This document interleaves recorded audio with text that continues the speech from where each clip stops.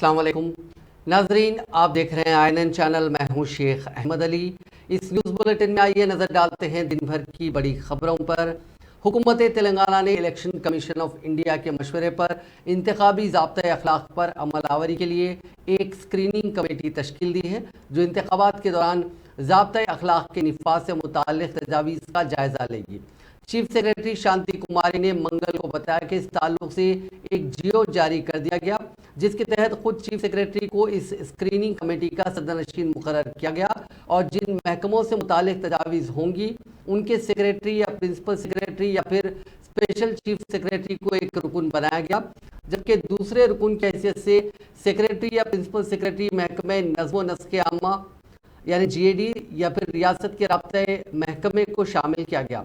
जियो में कहा गया कि कमीशन की मौजूदा हिदायत और दस्तियाब वजाहतों की रोशनी में ये कमेटी हर तजवीज़ का जायज़ा लेगी, जिसे बादशाह चीफ इलेक्टोरल ऑफिसर तेलंगाना के जरिए इलेक्शन कमीशन ऑफ इंडिया को रवाना किया जाएगा। ये committee chief electoral officer Telangana के जरिए इलेक्शन कमीशन को जो तजावीज़ रवाना करेगी वो मुकम्मल तफसीलात और अर्जेंसी के एक नोट के साथ होगी, जिसमें वजाहत की जाएगी कि तजवीज़ पर इंतखाबी अमल की तकमील तक क्यों इंतज़ार नहीं किया जा सकता।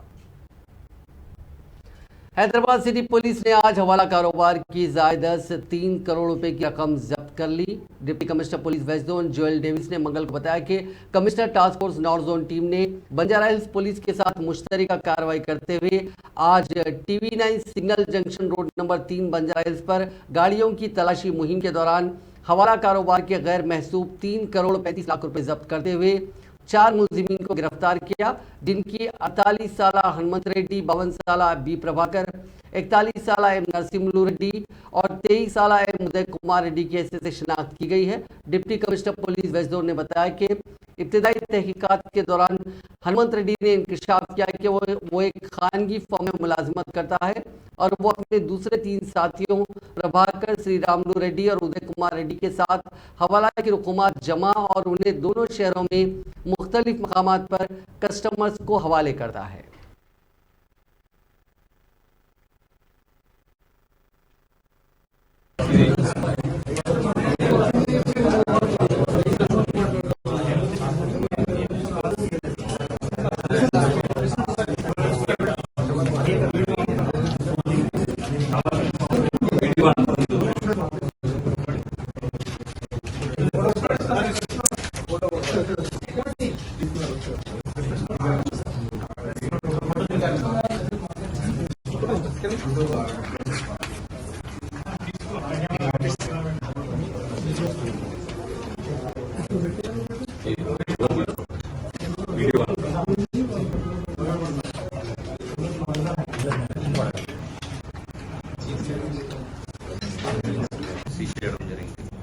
కార్ కియా కార్ ఒక క్యాష్ కౌంటింగ్ మెషిన్ కూడా ఉంటాయి. సో అది కూడా సీజ్ చేయడం అంటే వీళ్ళు డిఫరెంట్ లేయర్స్ పెట్టుకుంటున్నారు. వీళ్ళైతే 60 కాలనీ వరకు తీసుకొచ్చేది వీళ్ళు బాధ్యత అన్నారు. దీని తర్వాత ఒక పాయింట్కి వెళ్ళినాక వాళ్ళు చెప్తారంటే ఎక్కడ వెళ్ళాలని. సో ఫర్దర్ లింక్ మనకి ఇంకా ఫ్యూచర్ దర్యాప్తు తెలుస్తుంది. వీళ్ళంతా కలెక్ట్ చేసుకొని తీసుకొచ్చిన తర్వాత పలానా ప్లేస్కి వెళ్ళమని చెప్తారు. అక్కడికి వెళ్ళినాక ఎవరెవరికి డిస్ట్రిబ్యూట్ చేయాలన్న ఫర్దర్ ఆదేశాలు వీళ్ళకి వస్తుంది.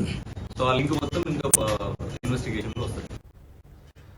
कमिश्नर पुलिस हैदराबाद CV आनंद ने उन्हें आर्म्स एक्ट 1959 के तहत मुहसला इख्तियारात का इस्तेमाल करते हुए दोनों शहरों हैदराबाद और सिकंदराबाद में लाइसेंस याफ्ता हथियार रखने वाले तमाम शहरियों से ख्वाहिश की है कि वो अमन व अमान की बरकरारी के मफाद में 16 अक्टूबर से कबल अपने हथियार मुताल्लिक़ा पुलिस स्टेशनों या हथियारों के मजाज लीडरों के पास जमा करवाएं। यहाँ जारी करदा एक नोटिफिकेशन के जरिए कमिश्नर पुलिस ने वजाहत की कि उनके अहकाम का इतलाक खमियाए हुए बैंकों, अवामी शोबे के इदारों में गार्ड की ड्यूटी के तौर पर काम करने वाले मुलाजमीन और शहर हैदराबाद में सिक्योरिटी मुलाजमीन पर नहीं रहेगा। नोटिफिकेशन में मजीद कहा गया कि 30 नवंबर 2023 को तेलंगाना असेंबली के मुनक्किद होने वाले असेंबली इंतखाबात के सिलसिले में ये अहकाम जारी किए गए हैं। नाकामी की सूरत में खाती अफराद के खिलाफ कानूनी कार्रवाई शुरू की जाएगी और उनके हथियार भी जब्त कर लिए जाएंगे। उन्होंने बताया कि इंतखाबी अमल की तकमील के बाद 10 दिसंबर 2023 के बाद लाइसेंस होल्डर्स अपने डिपॉजिट करदा हथियार वापस हासिल कर सकते हैं। मरकजी वजीर अमित शाह ने इस यकीन का इजहार किया कि 3 दिसंबर को तेलंगाना में वजीर आजम नरेंद्र मोदी की क़यादत में डबल इंजन सरकार कायम होगी। वो आज आदिलाबाद के दौरे पर डाइट कॉलेज ग्राउंड में बीजेपी के जलसे आम से मुखातिब करते हुए कहा कि तेलंगाना में बीआरएस का इंतखाबी निशान कार है और उसका स्टीयरिंग एमआईएम के हाथ में है और एमआईएम अपनी मर्जी के मुताबिक स्टीयरिंग घुमा रही है। उन्होंने जलसे आम में शरीक अवाम से पूछा कि आपको ऐसी हुकूमत चाहिए जो एमआईएम के इशारों पर चले। उन्होंने अवाम पर जोर दिया कि वो आने वाले इंतखाबात में बीआरएस और एमआईएम को उखाड़ फेंक दे और नरेंद्र मोदी की डबल इंजन सरकार तेलंगाना में बनाए।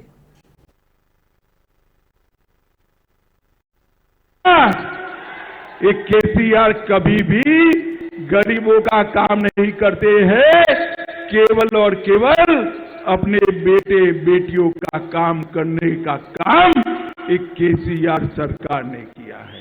माताओं, भाइयों, बहनों, मुझे बताओ, एक कश्मीर जो है हमारा है या नहीं है? जोर से बोलो, हमारा है या नहीं है? धारा 370 हटनी चाहिए थी या नहीं हटनी चाहिए थी? ये इंडी गठबंधन वाले, कांग्रेस पार्टी वाले, केसीआर, ये सारे लोग धारा 370 को बचाकर बैठे थे। नरेंद्र मोदी जी ने 5 अगस्त 2019 को धारा 370 को हटाकर कश्मीर को हमेशा के लिए भारत के साथ जोड़ने का काम नरेंद्र मोदी जी ने। मुझे बताओ युवाओं, अयोध्या में राम मंदिर बनना चाहिए या नहीं बनना चाहिए? जोर से बोलो, बनना चाहिए या नहीं बनना चाहिए? एक कांग्रेस पार्टी आजाद हुए तब से राम मंदिर के मुद्दे को लटका रही थी, भटका रही थी, अटका रही थी। मोदी जी ने एक दिन सुबह इसकी नींव डाल दी और 2024 जनवरी में भव्य राम मंदिर अयोध्या में बनकर तैयार। माताओं, भाइयों, बहनों, मुझे बताओ, देश की सीमाओं की सुरक्षा करनी चाहिए या नहीं करनी चाहिए? जोर से बोले, करनी चाहिए या नहीं करनी चाहिए? कांग्रेस की सरकार थी, हर रोज पाकिस्तान से घुसे हुए आतंकवादी हमला कर भाग जाते थे, कुछ नहीं होता था। नरेंद्र मोदी सरकार आई, इन्होंने उरी और पुलवामा में हमला किया। मोदी जी ने एयर स्ट्राइक और सर्जिकल स्ट्राइक कर पाकिस्तान के घर में घुसकर आतंकवादियों का सफाया करने का काम। एक कांग्रेस पार्टी, एक केसीआर देश की रक्षा नहीं कर सकते। तेलंगाना को आज के जमाने के रजाकारों से बचा नहीं सकते। तेलंगाना को आज के जमानों के रजाकार से अगर कोई बचा सकता है तो केवल और केवल भारतीय जनता पार्टी बचा सकती है। मित्रों, एक केसीआर तेलंगाना में हमेशा एक खोखला प्रचार करते हैं। मैंने केसीआर को सुना है कि मैंने तेलंगाना को नंबर 1 बना दिया।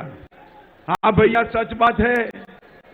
केसीआर बाबू, आपने तेलंगाना को नंबर 1 बना दिया, मगर मरकजी वज़ीर दाखिला अमित शाह को मंगल को जिले आदिलाबाद में उस वक्त कुछ देर के लिए परेशानी का सामना करना पड़ा जब सीमेंट कॉरपोरेशन ऑफ इंडिया को दोबारा खोलने का मुतालबा करते हुए कई अफराद ने अचानक और गैर मुतवक्को तौर पर एहतजाज शुरू कर दिया।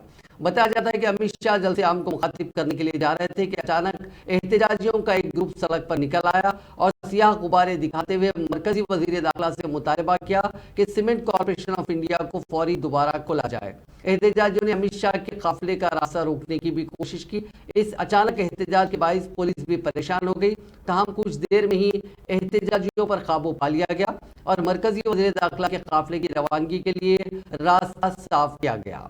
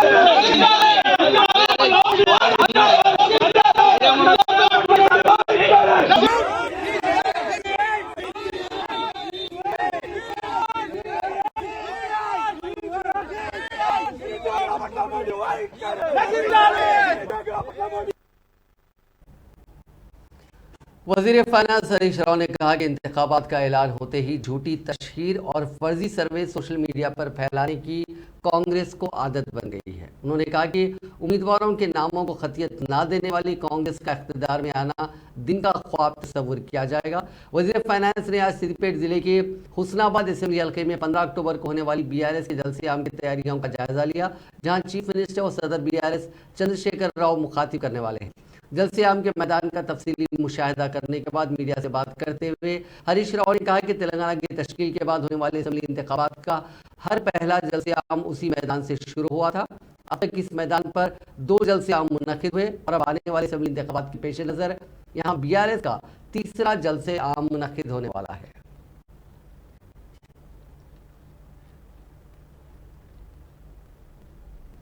BRS के कारगुजार सदर व वजीर IT KT रामाराव ने कहा कि जनगांव जिले के 3 असेंबली हलकों में BRS का कब्जा होगा। उन्होंने आज मिनिस्टर क्वार्टर्स के क्लब हाउस में जनगांव जिले से ताल्लुक़ रखने वाले पार्टी कायदीन के साथ एक इजलास मुनक़िद करते हुए जनगांव से P राजेश्वर रेड्डी को उम्मीदवार बनाने का ऐलान किया। इस इजलास में जिले से ताल्लुक़ रखने वाले वजीर रवली दयाकर राव, रुकने काउंसिल पल्ले राजेश्वर रेड्डी, रुकने असेंबली व RTC चेयरमैन मूती रेड्डी यादगिरी रेड्डी, रैतु बंधु समिति के चेयरमैन व रुकने असेंबली P राजया के अलावा साबिक़ अरकान council B Venkateswarlu, N Lakshman और दीगर अहम कायदीन मौजूद थे। इस मौके पर खिताब करते हुए KTR ने पार्टी कायदीन को मशवरा दिया कि वो आपसी अख्तिलाफात को ख़त्म करते हुए जनगांव असेंबली हल्के से रुकने काउंसिल राजेश्वर रेड्डी को कामयाब बनाने के लिए काम करें। उन्होंने उम्मीद जाहिर की कि जिले के तमाम 3 हलकों में BRS को शानदार कामयाबी मिलने वाली है।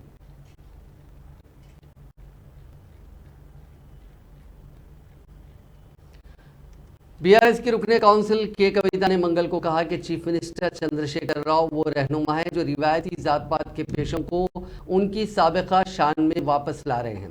निजामाबाद में गौड़ आत्मीय सम्मेलन से खिताब करते हुए कविता ने कहा कि पिछली हुकूमतों ने गौड़ जात के कारोबार को हकीर तरीके से देखा, लेकिन केसीआर ने रियासती तहरीक यानी तेलंगाना तहरीक के दौरान वादा किया था कि अगर तेलंगाना की तश्कील होती है तो वो गौड़ जातों के साथ खड़े होंगे। उन्होंने कहा कि उन्होंने रिवायती जात पात के पेशों को बहाल करने के लिए सख्त मेहनत की। कविता ने कहा कि वो गौड़ कारकुनों के किसी भी मसाइल को वज़ीर आला चंद्रशेखर राव की तवज्जो में लाएंगी और उन्हें हल करेंगी। महबूबनगर बीआरएस एमएलए व तेलंगाना के वजीर सियाहत श्रीनिवास गौड़ को तेलंगाना हाईकोर्ट से राहत नसीब हुई है। अदालत ने एमएलए के तौर पर उनके इंतखाब को कदम करार देने से मुताल्लिक दायर दरखास्त को खारिज कर दिया। 2019 में रघुवेंद्र राजू नामी एक शख्स ने एक दरखास्त दायर करते हुए इल्जाम लगाया था कि जब श्रीनिवास गौड़ ने 2018 के इंतखाबात में महबूबनगर के एमएलए के तौर पर इंतखाब लड़ा था, इंतखाबी हलफनामे में जायदाद की मुकम्मल तफसीलात जाहिर नहीं की थी और पुलिंग हुक्काम की मदद से हलफनामे को तब्दील किया गया था। वजीर श्रीनिवास गौड़ को आज अदालत ने राहत दी और इस दरखास्त को खारिज कर दिया। अदालत आलिया के इस हतमी फैसले के साथ श्रीनिवास गौड़ को राहत मिली। इस केस की समाअत 4.5 साल तक चलती रही। सीपीआई के कौमी सेक्रेटरी नारायणा ने कहा कि 2 कम्युनिस्ट जमातें सीपीआई और सीपीएम ने कांग्रेस से 5-5 सीटें देने की दरखास्त की और इस सिलसिले में मल्लिकार्जुन खड़गे और केसी वेणुगोपाल के अलावा पीसीसी कायदीन से बातचीत की गई। उन्होंने कहा कि कौमी सतह पर भी सीटों की तकसीम के मसले पर मुशावरत जारी है। उन्होंने उम्मीद जाहिर की कि दिल्ली में जारी कांग्रेस स्क्रीनिंग कमेटी के इजलास में 2 कम्युनिस्ट जमातों को सीटें देने के मसले पर कतई फैसला लिया जाएगा। मीडिया से बात करते हुए नारायणा ने कहा कि इब्तिदा से ही कम्युनिस्ट जमातें अवामी तहरीकों को चलाने में सबसे आगे हैं। हमारी तवज्जो अवामी मसाइल को हुकूमतों के सामने पेश करने में ज़्यादा रहती है, लेकिन इस मरतबा ऐवानों में कम्युनिस्ट जमातों की नुमाइंदगी में इजाफा करने का फैसला किया गया। उन्होंने कहा कि तेलंगाना के अलावा दीगर 4 रियासतों के असम्बली इंतखाबात में भी कम्युनिस्ट जमातों ने इंतखाबात में मुकाबला करने का फैसला किया है।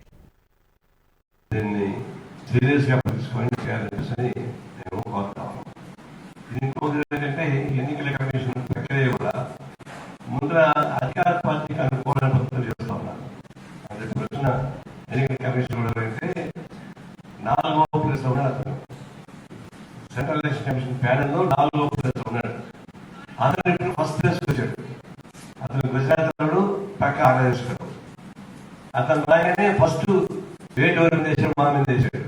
సిపిఐ గుర్తింపు రద్దు, సల్పాల్ గుర్తింపు రద్దు అని వేసాడు. అంటే పద్ధతి జరుగుతున్నప్పుడు ముందస్తు జాగ్రత్త సాధ్యం కాదు కాబట్టి సరే ఎన్నికల కమిషన్ ఎట్లా చేసుకొని మేము పదే మళ్ళా చెప్పేది ఏంటంటే ఈ అధికారులు దుర్వినియోగాన్ని ఈ పద్ధతులు చేయకూడదు. అంత ఇష్టమే చెప్పండి, పర్మిషన్ ఇవ్వండి వాళ్ళకి. అధికార పార్టీ వాళ్ళకి మేము సపరేట్ గ్యాంగ్ పెట్టుకోండి, ప్రైవేట్ గ్యాంగ్ పెట్టుకోండి. ఇది ఇప్పుడు तेलंगाना के वजीर आला के चंद्रशेखर राव की अहलिया ने तिरुमला के मंदिर में पूजा की। उन्होंने आज सुबह अर्चना सेवा प्रोग्राम में हिस्सा लिया। दर्शन के बाद मंदिर के पुजारियों ने उनको आशीर्वाद और प्रसाद दिया। तिरुमला तिरुपति देवस्थानम के अहदेदारों ने उनको वेंकटेश्वर स्वामी का पोर्ट्रेट भी पेश किया।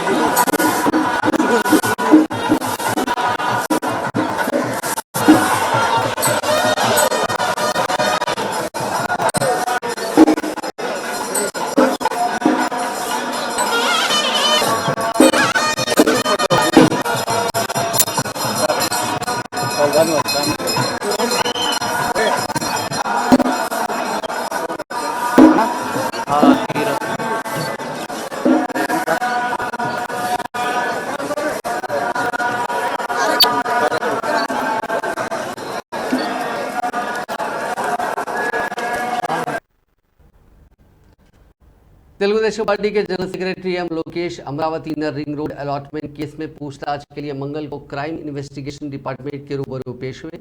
लोकेश 10 बजे दिन ताड़ेपल्ली में सीआईडी ऑफिस को पहुंचे, जहां मालूम हुआ कि शाम 5 बजे तक उनसे इस केस के सिलसिले में पूछताछ की गई। सीआईडी ने 30 सितंबर को तेलुगुदेशम लीडर को सेक्शन 41A के तहत एक नोटिस जारी की और सीआरपीसी की दफा जारी करते हुए 4 अक्टूबर को पेश करने की हिदायत दी थी। बाद लोकेश ने आंध्र प्रदेश हाईकोर्ट में एक दरखास्त दाखिल करते हुए 10 अक्टूबर तक पूछताछ मुलतवी करने के लिए सीआईडी को हिदायत देने की रिक्वेस्ट की थी। अदालत ने टीडीपी के जनरल सेक्रेटरी से कहा था कि इस दिन यानी सुबह 10 बजे से 5 बजे तक उनसे पूछताछ के लिए वो सीआईडी अहदेदारों के रूबरू पेश हों। उनके वकील को भी साथ रहने का हुक्म दिया गया था। सीआईडी ने विजयवाड़ा की एसीबी की अदालत में 26 सितंबर को एक मेमो दाखिल करते हुए लोकेश का नाम इस केस में मुलजिम नंबर 14 की हैसियत से शामिल किया था। हमास के खिलाफ जंग के चौथे दिन हमास और लेबनान की तरफ से इसराइल में रॉकेट दागे गए। टाइम्स ऑफ इसराइल के मुताबिक इसराइल के वेस्टर्न सिटी गलील और साउथ सिटी अश्कलोन में रॉकेट गिरे हैं। इससे पहले 8 अक्टूबर को लेबनान बॉर्डर से हिजबुल्लाह ने इसराइल पर गोलाबारी की थी और बम दागे थे। वहीं इसराइल के वज़ीर आज़म बेंजामिन नेतन्याहू ने वज़ीर आज़म नरेंद्र मोदी को फ़ोन किया था। उन्होंने पीएम मोदी को जंग के बारे में पूरी जानकारी दी। इसके बाद पीएम मोदी ने ट्वीट कर कहा था कि हिंदुस्तान के लोग इस मुश्किल घड़ी में इसराइल के साथ खड़े हैं। इसराइल में 1973 के बाद पहली बार यूनिटी गवर्नमेंट बनेगी। इसके लिए बरसर इख्तियार लिकुड पार्टी के अलायंस ने हामी भर दी है, यानी इसराइल में ऐसी हुकूमत बनेगी जिसमें सभी पार्टियां शामिल होंगी। यूनिटी गवर्नमेंट या वॉर कैबिनेट जंग के वक्त बनती है। दूसरी तरफ हमास के हमलों में थाईलैंड के अब तक 18 शहरियों की मौत हो चुकी है। कई लोग लापता हैं। रात भर इसराइल ने गाजा पर हमले किए। हमास ने इसराइल बॉर्डर के पास अश्कलोन शहर को रात 8:30 बजे तक खाली करने का इंतबाह दिया है। वहीं हमास के हमलों में किब्जुल शहर की 10% लोग मारे गए हैं। इससे पहले हमास ने धमकी दी थी कि वो इसराइल से पकड़े गए करीब 150 जो हॉस्टेजेस हैं उनका कत्ल कर देगा। इससे पहले इसराइल की फौज ने ऐलान किया कि उसने गाजा के बॉर्डर पर कब्जा कर लिया है और उसे पूरी तरह सील कर दिया गया।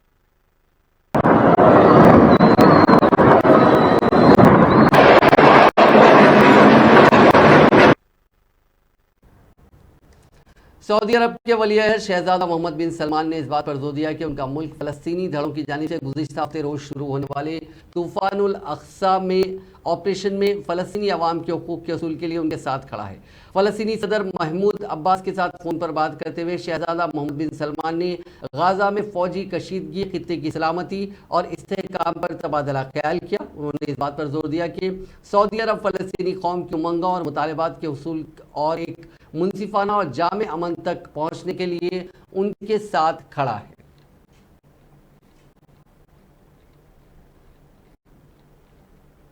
बैरिस्टर असदुद्दीन अवैसी सदर कुल हिंद मजलिस इत्तेहादुल मुस्लिमीन ने कहा कि हिंदुस्तान को मजलूमों के साथ खड़ा होना चाहिए। उन्होंने कहा कि हुकूमत हिंद की 75 साला पॉलिसी के तहत हिंदुस्तान ने हमेशा फ़लस्तीन का साथ दिया। हिंदुस्तान ने इब्तिदा से फ़लस्तीनी काज की तायद की है। यहाँ तक हिंदुस्तान ने एक पोस्टल स्टैम्प भी फ़लस्तीन से इजहार यगानियत के तौर पर जारी किया था, लेकिन आज अचानक फ़लस्तीनियों को दहशतगर्द करार दिया जा रहा है। इनका वीडियो बड़ा वायरल हो रहा है। उनके भाषण को सुन लीजिए आप। उन्होंने फ़लस्तीन के बारे में क्या कहा था कि अरबों की जमीन पर कब्जा कर लिया गया है। और दूसरी बात यह है कि भारत में हमने एक पोस्ट स्टैम्प निकाला था सॉलिडेरिटी विद पैलेस्टाइन, वो भी आजकल देख रहे हैं आप लोग। हमारी शुरू से पॉलिसी फ़लस्तीनियों की तायद में रही है। इसमें शिफ्ट आया जब कांग्रेस की सरकार थी। उसमें एक शिफ्ट आया। तो ये एक और फिर पांचवी बात यह है कि ओस्लो एग्रीमेंट हुआ और ओस्लो एग्रीमेंट में कहा गया था कि वेस्ट बैंक और गाजा में इंडिपेंडेंट पैलेस्टीनियन कंट्री बनाया जाएगा। 5 साल जाके 30 साल हो गए। तो इसकी जिम्मेदारी ओस्लो एग्रीमेंट की सब पर थी। यूएसए पे थी, यूके पर थी, यूरोपियन नेशंस पर थी। तो 5 साल जाके 30 साल हो गए आज आप। और आपको समझना चाहिए कि जो इलीगल सेटलमेंट्स बनाए जा रहे हैं वहां पर ओस्लो एकॉर्ड के खिलाफ, जेन्युइन रेफ्यूजी कैंप में जाकर आप उनको मारा और पीटा जाता है। ये बात दुनिया जानती है कि वहां पर मस्जिद अक्सा है, बैतुल मुक़द्दस है। ये सब इंपॉर्टेंट चीजें हैं। आपको दुनिया को ये भी समझना चाहिए कि गाजा की जो स्ट्रिप है, आप चीन की सरहद के करीब शुमाल मशरकी म्यांमार में बेघर अफराद के कैंप पर तोपखाना हमले में कई बच्चों समेत कम से कम 29 अफराद हलाक हो गए हैं। एक रिपोर्ट में कहा गया कि कैंप कांटन इंडिपेंडेंस ऑर्गेनाइजेशन के जेर कंट्रोल इलाके में है। केआईओ कई नस्ली बागी गिरोहों में से एक है जो कई दहाइयों से खुद मुख्तारी के लिए लड़ रहा है। हैदराबाद के जुबली हिल्स बस स्टेशन के करीब हालत नशा में गाड़ियां चलाने वालों के खिलाफ ट्रैफिक पुलिस की जारी मुहिम के दौरान एक लड़की ने सड़क पर हंगामा राई की। यह लड़की हालत नशा में थी। पुलिस ने बताया कि इस मुहिम के दौरान कार रोके जाने पर उसने पुलिस से बहस व तकरार की। बाद पुलिस की जानिब से रोके जाने के बावजूद यह खातून कार लेकर चली गई। ताहम पुलिस ने उसका फिल्मी अंदाज में ताक़ुब करते हुए बोयनपल्ली के करीब उसकी कार को रुकवाने में कामयाबी हासिल की। पुलिस ने बाद जब इसका ब्रेथ एनालाइजर के जरिए मुआयना किया तो पता चला कि लड़की हालत नशा में है और हालत नशा में कार चला रही थी। बाद ये लड़की कार से उतरी और उसने ट्रैफिक पुलिस से बहस व तकरार की।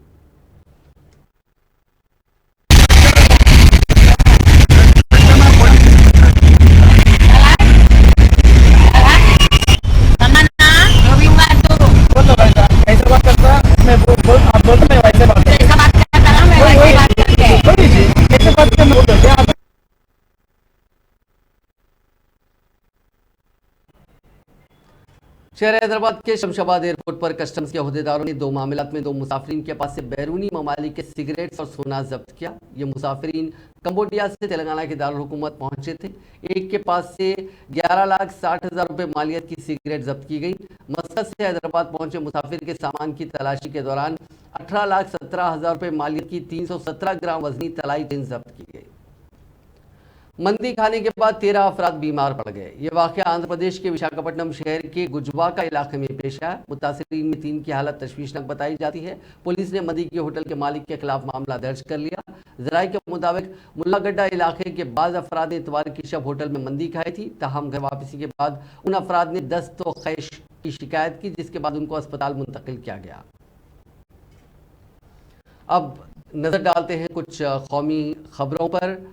बात करते हैं राहुल गांधी की मीटिंग की। मध्य प्रदेश के शहडोल में वाक़ ब्योहारी असेंबली में आज कांग्रेस के साबिक़ सदर राहुल गांधी ने जन आक्रोश रैली से खिताब किया। इस दौरान राहुल गांधी ने रियासत की बीजेपी हुकूमत पर जमकर हमले किए ताकि मध्य प्रदेश की ज़मीन गुज़िश्ता 18 सालों से किसानों की खुदकुशी, बेलगाम बदउनवानी और कबायलियों की बेइज्जती का बोझ उठा रही है। लेकिन अब और नहीं, आने वाले इंतखाब में मध्य प्रदेश की अवाम बीजेपी हुकूमत को सख्त जवाब देगी।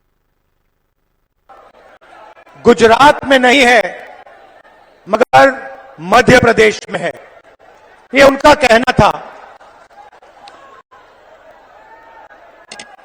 तो जब मैं इस भाषण की तैयारी कर रहा था तो मैंने सोचा, अडवाणी जी ने कहा था कि मध्य प्रदेश उनकी लेबोरेटरी है, उनका कारखाना है, तो चलो देखते हैं आरएसएस और बीजेपी की लेबोरेटरी में, कारखाने में ये क्या क्या काम कर रहे हैं।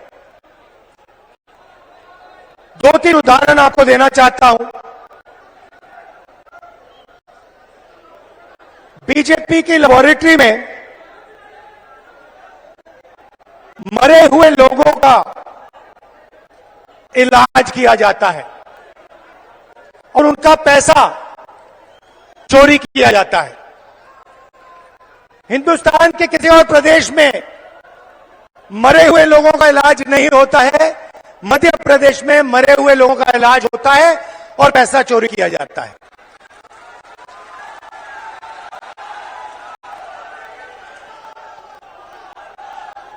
मध्य प्रदेश में और किसी प्रदेश में शिव जी, भगवान शिव से चोरी नहीं की जाती है। मध्य प्रदेश में महाकाल कॉरिडोर में शिव जी से चोरी की जाती है।